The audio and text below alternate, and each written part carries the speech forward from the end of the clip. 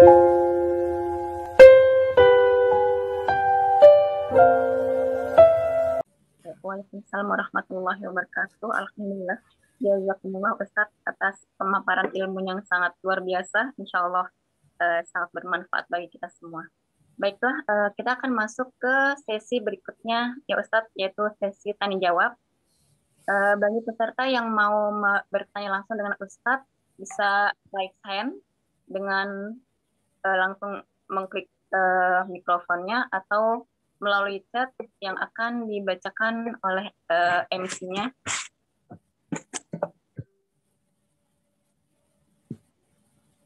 Apakah ada yang mau bertanya langsung dengan Ustadz?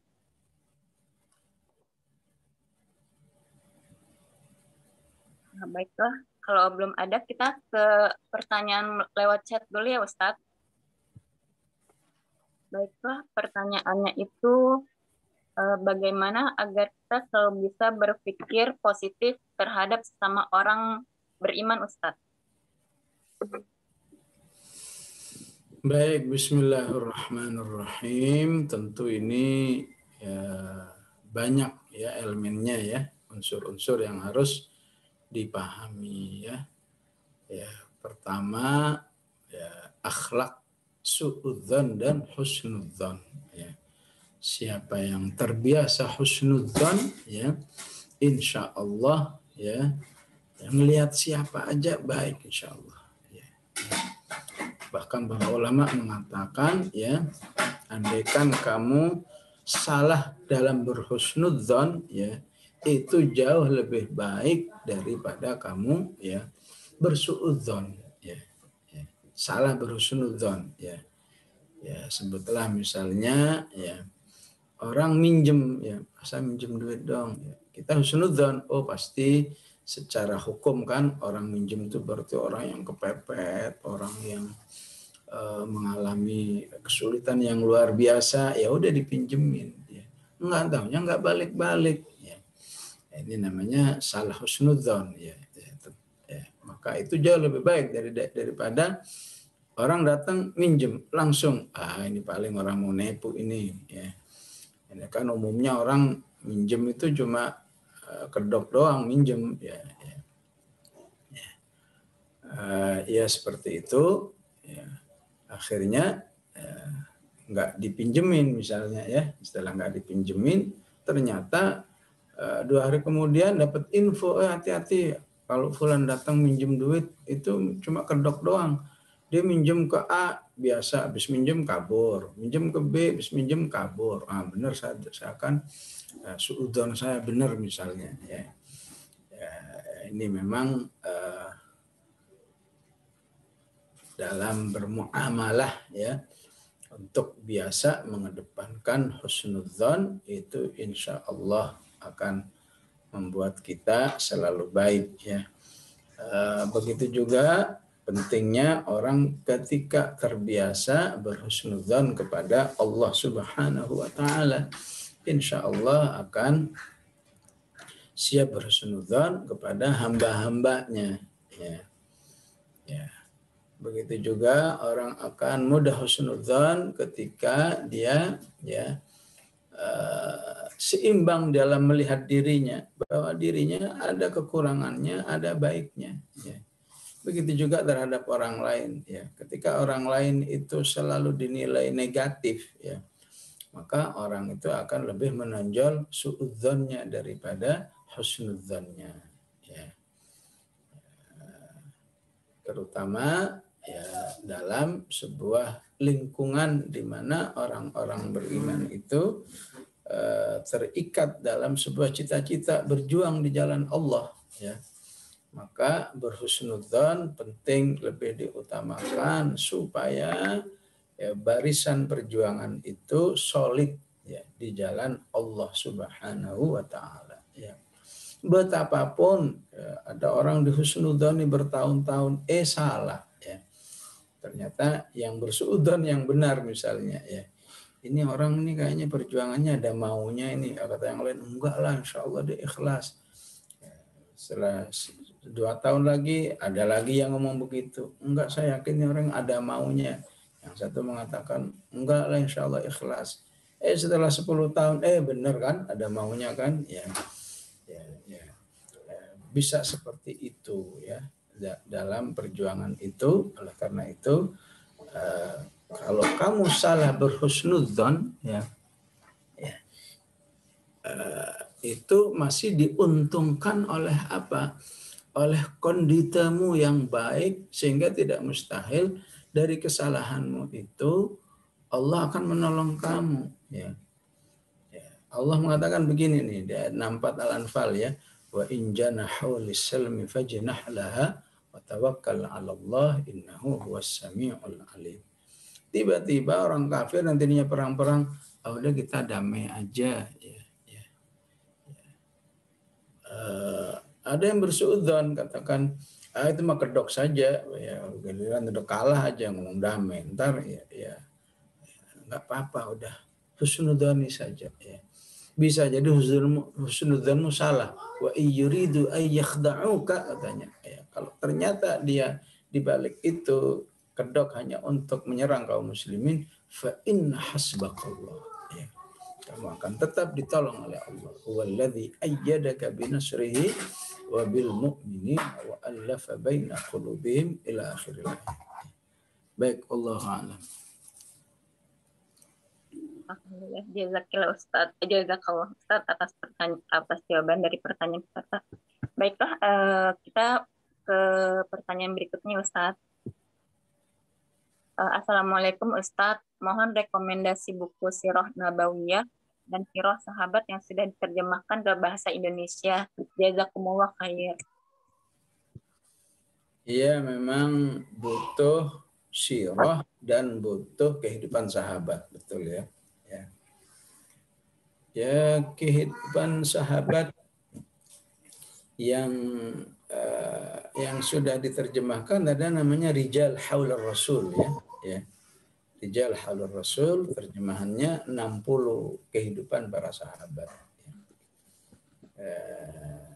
Ya lumayan walaupun bahasanya agak puitis sehingga dia terlalu banyak bervariasi dalam pemilihan kata sehingga kita harus konsentrasi intinya apa ya.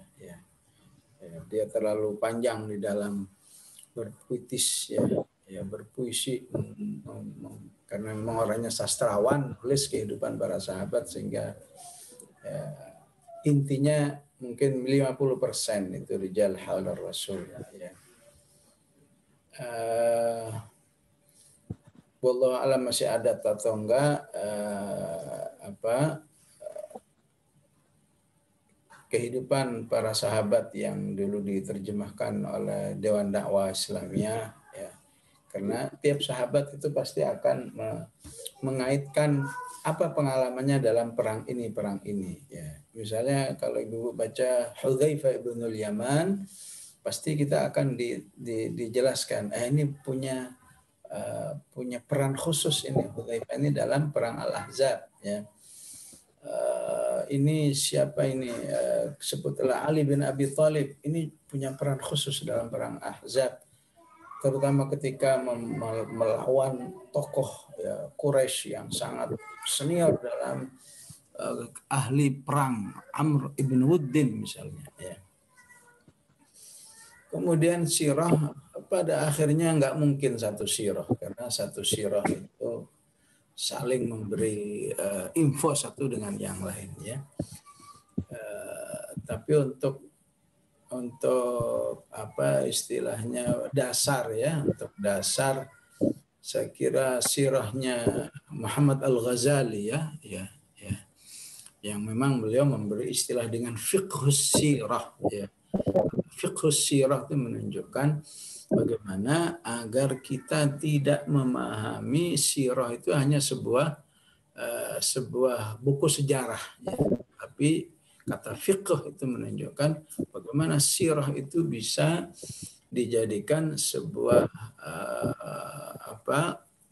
model ya, model menjalani kehidupan ini. Fiqh sirah ya.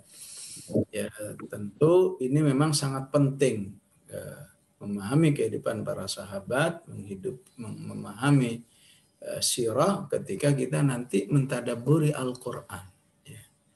Bagaimana Al-Qur'an itu kalau kita punya bekal tadi yang memahami fiqh sahabah atau hayatus sahabah dan fiqh sirah, maka ayat itu ya istilahnya terjemahan itu hanya clue saja. Ya namanya clue berarti di belakang terjemahan itu ada sekian informasi yang ada di dalamnya, insya Allah ya.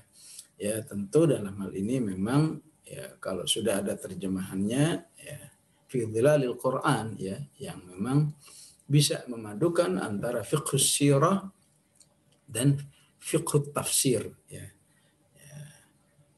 Bil khusus memang di dalam ayat-ayat ya, dalam ayat-ayat sirah ya cukup luar biasa ya, Sayyid ketika mengajak kita memahami Al-Ahzab kaitannya dengan sirah, memahami memahami Ali Imran ya, ketika terkait dengan sirah bil khusus dari ayat idhammat ta'ifatani minkum antafshala ya, memahami Al-Anfal, memahami At-Taubah ya, di situ ya istilahnya jagonya Said Qutb dalam hal ini ya. Betapapun ya kita tahu orang-orang yang tidak yang nyunnahnya ghali fihi ya. Karena Said Qutb memang dalam akidahnya masih Asy'ari ya. Itu jadi catatan besar ya. Cuma gara-gara Asy'ari saja itu Dilal udah dianggap kitab sesat ya. Sampai betul-betul kadang ya nggak boleh ada di pasaran ya, nggak boleh ada di pasaran ya. Sebagian negara ya beli Dilal itu kayak beli narkoba ya, harus pergi ke tempat yang sepi, harus ya cuma transaksi berdua ya, saking bahayanya dianggap bahaya di suatu negara ya, itu semua karena ya, tadi ya, ghali di dalam menilai seseorang ya. Betapapun ulama bersepakat memang pemahaman Asy'ari itu bukan terbaik ya, tapi tetap baik ya. Tidak sampai sesat ya, tapi orang-orang yang bersemangat nyunnah itu ya biasanya menganggap ya, pemahaman Sayyid itu dianggap sesat hanya karena bab-bab akidahnya ya. Misalnya yauma yukshafu an saqin, itu Sayyid Qutb memang membahas tentang gambaran hari kiamat yang mencekam, yang menakutkan ya.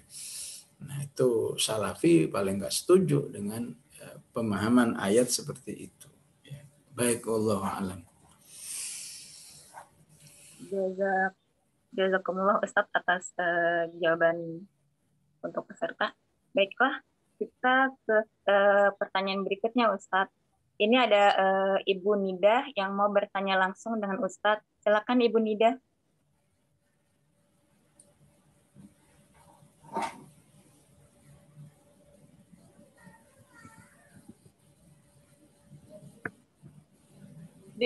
Belum dibuka ininya, coba dibuka. Ya, Bismillahirrahmanirrahim. Assalamualaikum warahmatullahi wabarakatuh.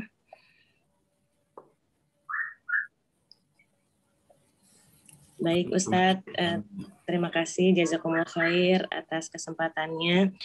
Saya ingin bertanya Ustadz, jadi di depan rumah saya ini ada panti asuhan Ustadz, komplek keluarga gitu Ustadz ya.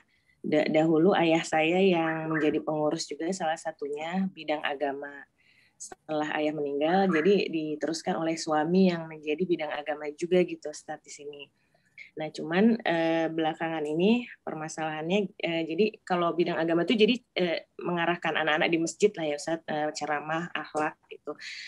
Nah, cuman nggak sinkron dengan pengurus gitu Ustadz. Jadi suami itu tidak merasa tidak dilibatkan, maksudnya ke dalam gitu Ustadz, hanya ceramah saja gitu agama. Sedangkan jadi ada benturan masalah misalnya karena suami bidang syariah gitu ya, secara syariat itu berbenturan dengan aturan, misal pacaran gitu ya Ustadz ya. Jadi kan suami ini banget agak strict gitu masalah pacaran, ikhwan akhwat atau berpergaulan. Nah, sedangkan misal pengurus ada yang juga melakukan pacaran gitu Ustaz.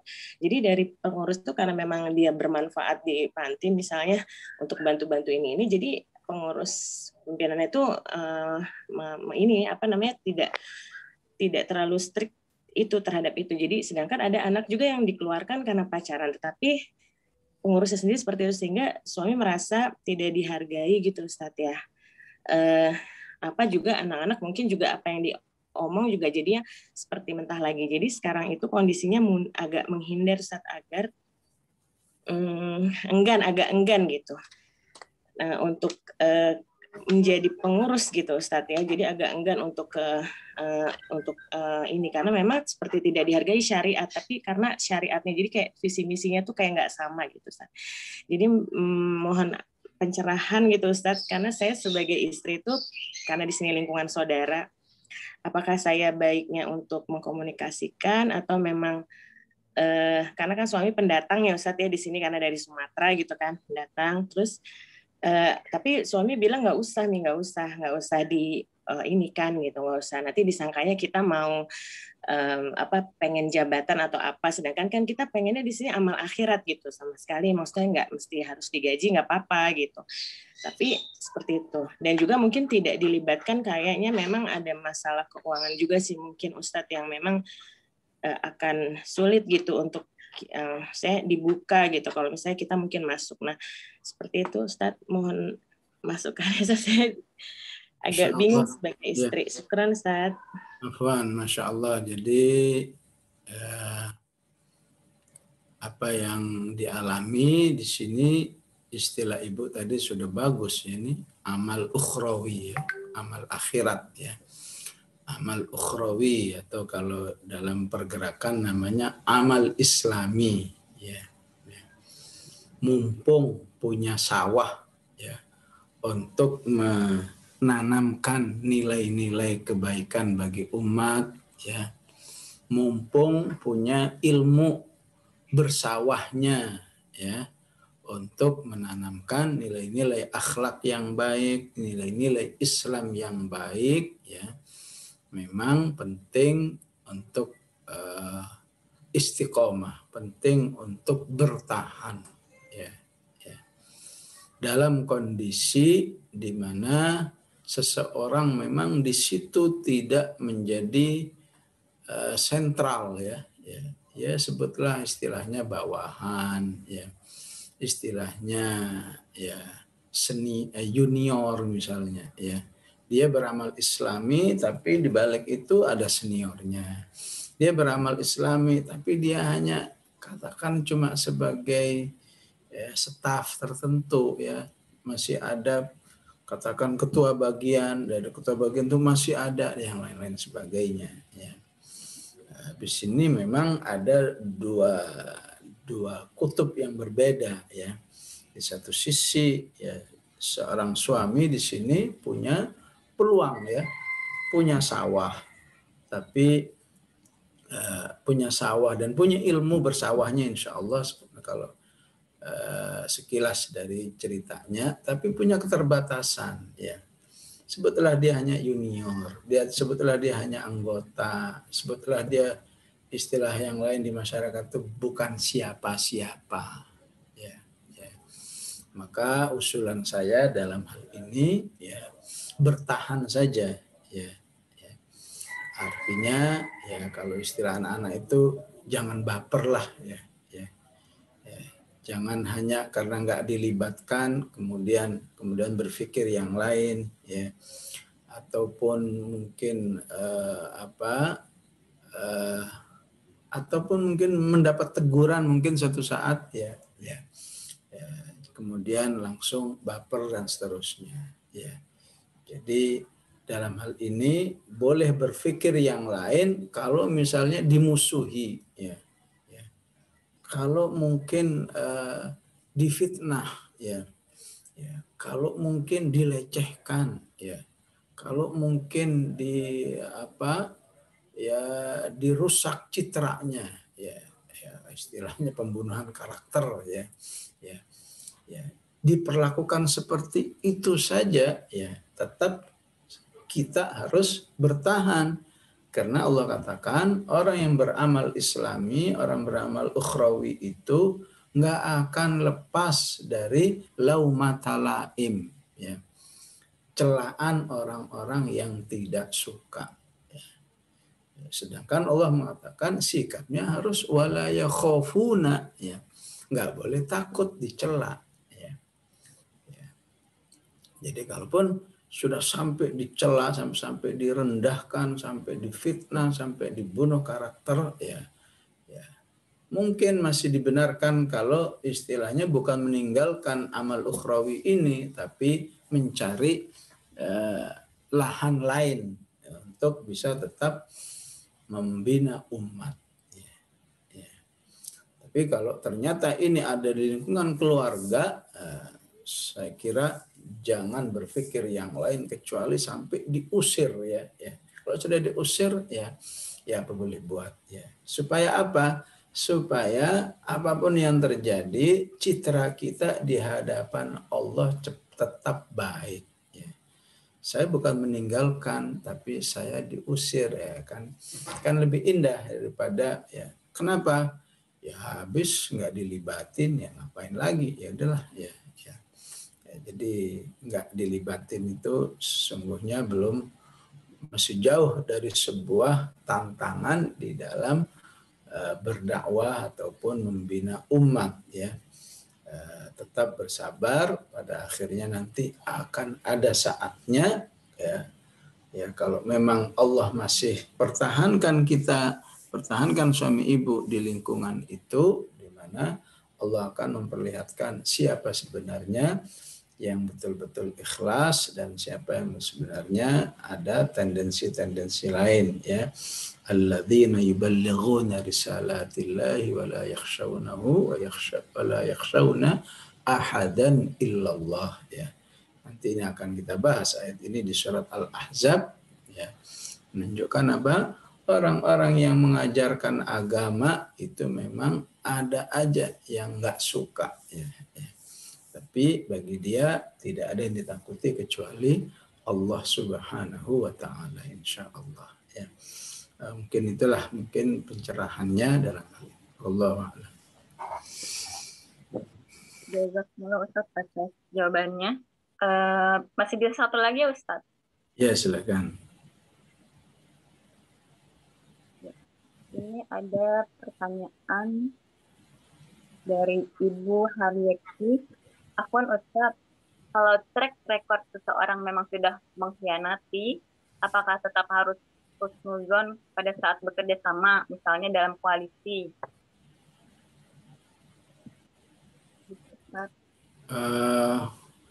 Ya ini perlu kajian, ya, ya. Apakah hasil kajiannya insya Allah baik, ya. Apakah nanti hasil kajiannya memang udah nggak bisa diharapkan, ya. Tapi kaidah umumnya Rasulullah mengatakan begini, la yuldagul mu'minu fi hujratin marrataini, ya. Orang beriman itu tidak boleh disengat ular dalam, ya, disengat ular 2 kali, ya, dengan 1 ular, ya. Ini hadis ini saya baca sejak saya kecil, cuma nanya nggak ada yang bisa jawab ini apa maksudnya. Ini orang beriman nggak boleh dipatok ular 2 kali di 1 lubang, ya.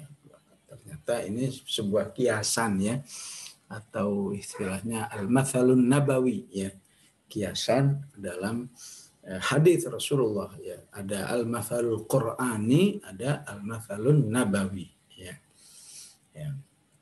Maksudnya jadilah orang beriman jangan sampai tertipu 2 kali. Jadi cukup sekali saja, ya. Seorang ditawan oleh Rasulullah Sallallahu Alaihi Wasallam, ya, Kemudian dia berjanji, janjilah saya tidak akan ikut memerangi lagi, saya akan menjadi orang baik. Ya. Akhirnya dilepas oleh Rasulullah SAW. Ya. Begitu dilepas, ya, di perang Uhud dia nongol lagi. Ya. Langsung dihabisi oleh para sahabatnya. Rasulullah mengatakan, la yuldagul mu'minu fi hujrin marratain. Ya. Orang mukmin jangan sampai dipatok 2 kali oleh ular. Ya. Ya. Apalagi ularnya sama, itu juga. Ya. Ya. Ya. Ya. Kaidah umumnya begitu ya. Ya. Ya. Tapi di lapangan, pertama ini kalau terkait dengan politik, ya tentu di sini ada kajian ya, ada kajian ya sejauh mana ya manfaat dan madorotnya, sejauh mana apa ihtiyat kewaspadaan ya, plan A bagaimana, plan B gimana, plan C dan mana dan seterusnya ya. Nah, ketika dalam politik ya